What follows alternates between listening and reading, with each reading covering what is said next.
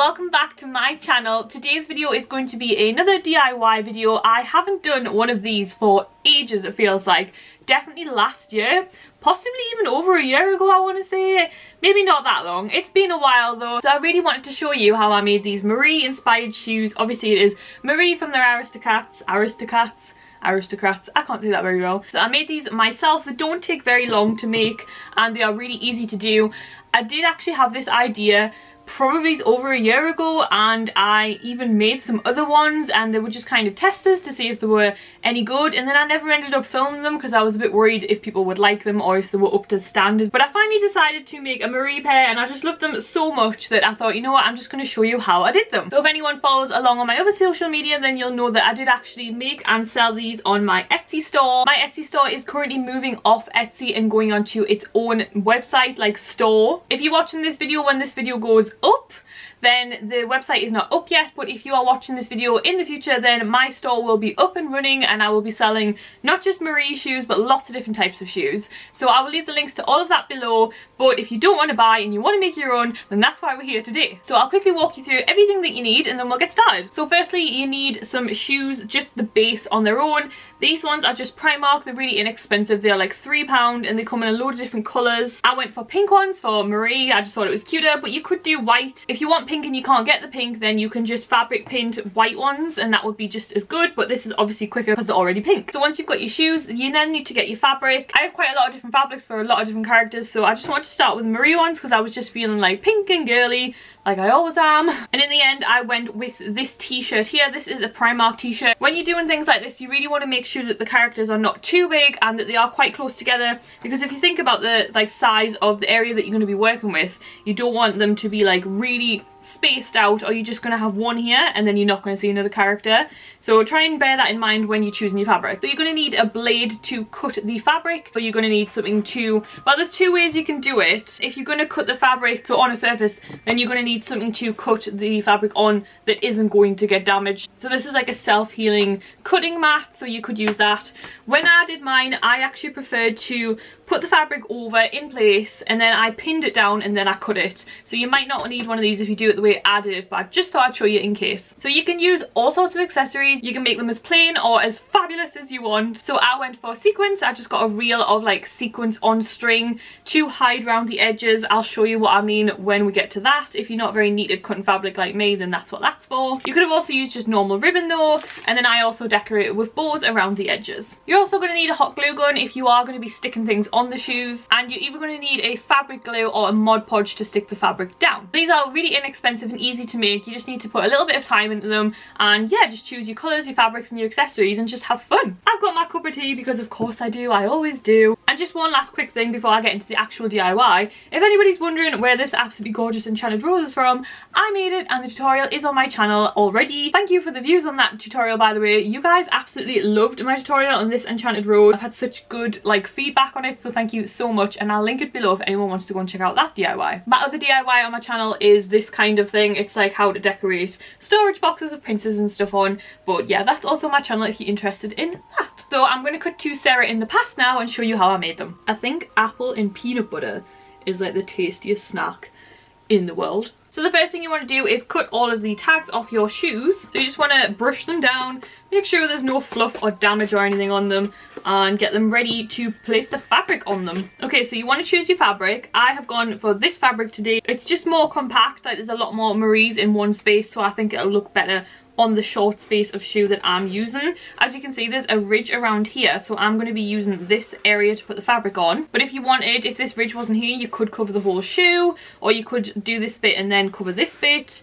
You would just have to take the shoelaces out and then cut around like the eyelets, I want to say. I'm terrible with like terminology. So place your fabric on the shoe and have a feel around for where the ridge is or for where you want your fabric to go, and then you can see where, so the ridge is here on mine and the edge of the sole is here, so I can see I'm already going to have a Marie's face there, a Marie there, a Marie there.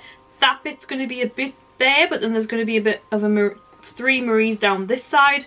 So just try and do it as close to the end of the fabric as possible so you're not wasting any, and just try and place it the best you can so that you're getting the best like image on your shoe. It's probably a lot easier to put it inside out and draw the shape and then cut it out So I might do that for the second shoe to show you how to do that as well. But if you don't want to do that, then I will show you how to do it this way as well. So you just want to get some pins. It won't affect the fabric if they're just really fine pins. It won't affect the shoe either, so don't worry about it. Or at least it shouldn't. When I've done it in the past, it hasn't. Okay, so as you can see now, when you're working on it, it won't fall off the shoe because I've pinned it in. Please make sure if you are under 16 you get adult supervision, because these knives are extremely sharp and you are going to be working quite close to your fingers, so you don't want any accidents. Please don't blame me if you do have any. I am not an expert, I just do this for fun, and it's probably a really bad way to do it. Okay, so I've pinned it in place. I hope you can see this, and if you can feel, like I can feel there that the sole of the shoe is here, and then that ridge that we were talking about is around there. So I'm going to start feeling it and just cutting around and cut all the way around, and then with the other shoe I will do it inside out, draw it and put it on the thingy and cut it out that way. That way is probably a lot quicker, to be honest. I just have always done it this way. I don't know, maybe when I do the second shoe and I do it the other way, I'll probably prefer it the other way.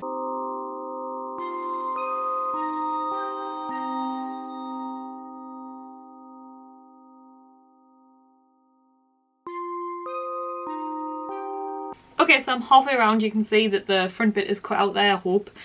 So I've started on this bit and I'm just going to cut around here. It is a bit tedious and you just have to kind of like stroke the fabric. Like, don't worry about cutting the shoe underneath.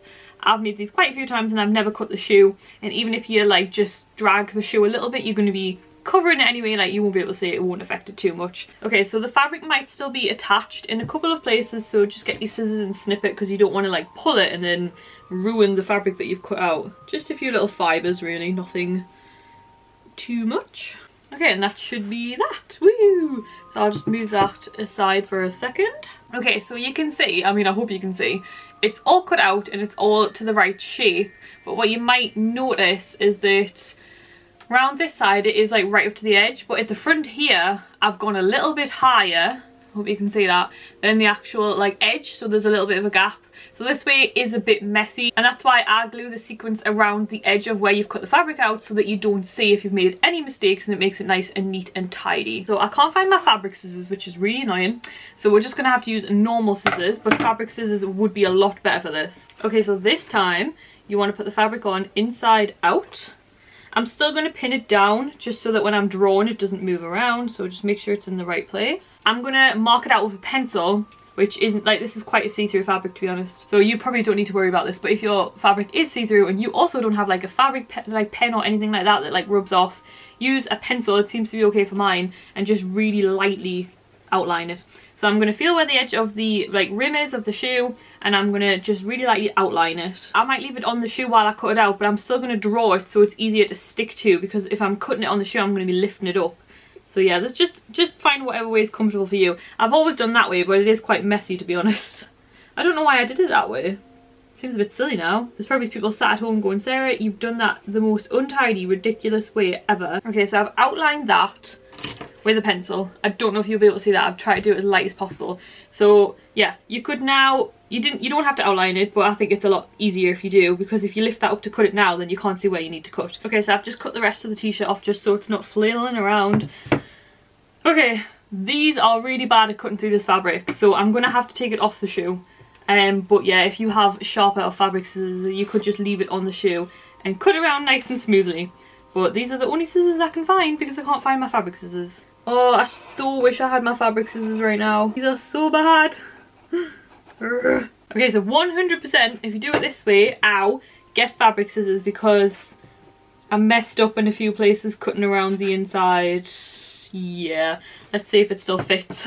I've also just realised something else. If you put the fabric on backwards and then turn over, technically you've cut the fabric out backwards, and the shoe is slightly tilted in, or like left or right for the left or right shoe, so that kind of has affected the fit of it. So maybe just lay it on the right way and outline it and cut it that way. So don't do it upside down like I just did. It hasn't affected it massively. Like I said, I'm still going to be putting sequins around, so it should still hide any mistakes that I've just made, but I'm just going to pin it on and then trim around any really bad bits just to make it fit a bit better. It does fit, it's fine. It's a little bit bigger in some places, but the sequins will cover that, so it's fine. If you don't want to use like ribbon or sequins around the edges, then you'll have to make sure you trim it a lot neater than me.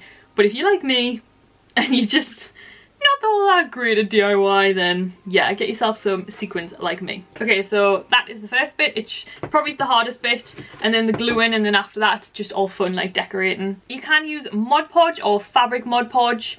I have Mod Podge here, but I'm going to use this fabric glue. It's basically exactly the same thing. Right, I'm going to start putting the glue on. So you just lift up the fabric, put the glue on, and then put the fabric down and just pat it down into place. If you don't have like a precision nozzle like mine, you can just get a brush and put it into the edges so that the glue gets all the way down, because you want it glued all the way to the edges. Oh, stabbed myself. Tetanus. I need a tetanus. Oh, no, it's okay. I had one a few years ago. Oh, that hurt though. How can I stab myself with a pin?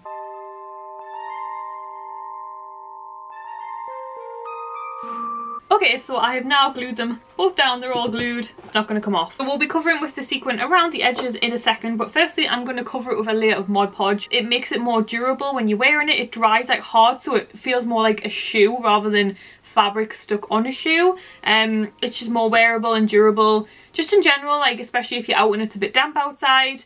I just feel like it sticks it to the shoe and protects it a lot better with a layer of Mod Podge over the top. Fabric Mod Podge might be better, but to be honest, they're not really that different. Like, I'm not an expert, maybe it would be, but this is what I have, so this is what I'm going to use. This is where I get a little sponge like this. I think I got this in a packet in the works, to be honest. It's kind of hardened because I've used it on that many shoes. But yeah, basically you just dip it in and you just go around the shoe. And then what I like to do just to neaten it up is I go over the shoe with my finger and just make sure that it's a fine layer and there's no like sponged up bobbly bits of glue. I can't really explain it, but basically go over with a fine layer and then just kind of smooth it over with your finger. That's just what I like to do.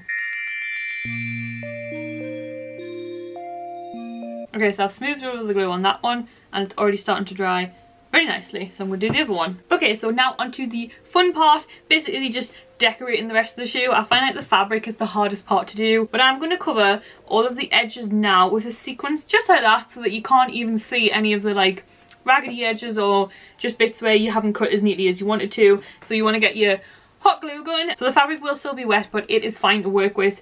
If you're worried or it's really sticky, you could leave it for a couple of hours and then come back to it, but I'm just going to carry on. So you just want to get your hot glue gun and glue a little bit at a time around the edges and then take the sequence round. Don't do too much because it can get quite fiddly, and then by the time you get round, the glue might have dried too much and it won't stick the sequin.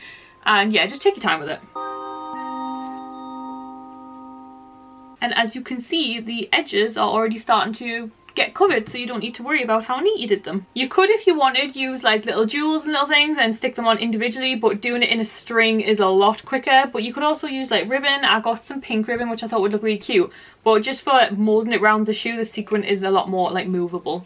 Another great thing about doing the sequins around the edges, it's an extra layer of glue around the edges, which means the fabric isn't going to come up. You don't need to worry about it because it's stuck down with glue underneath, glue on top, and hot glue around the edges, so it's really secure.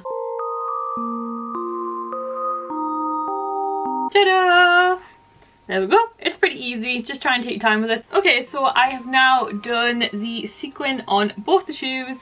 And yeah, they are nice and stuck down and nice and tidy now. So now we're just going to move on to decorating the sides. This packet of bows was £1 in the range, and the sequence as well, I forgot to mention, that was from the range. In fact, most of everything I've used today is from the range, like all my crafty things, apart from maybe Hobbycraft for the glue. The shoes were obviously Primark, and the fabric was Primark as well. So I'm going to do all three colours that are in this packet. I'm going to do one on the outside of the shoe and one on the back of the shoe. I'm not going to bother with the inside of the shoe because when the feet are together, I don't want them to like rub together and like come off. Like, you probably won't see the side of the inside of the shoe as much, so I'm just going to stick one bow on the back and one bow on the side. So you just want to position your bow on the back and on the outside of the shoe. This I'm just going to stick there with the glue gun, so you just put a little dot and then you put it on.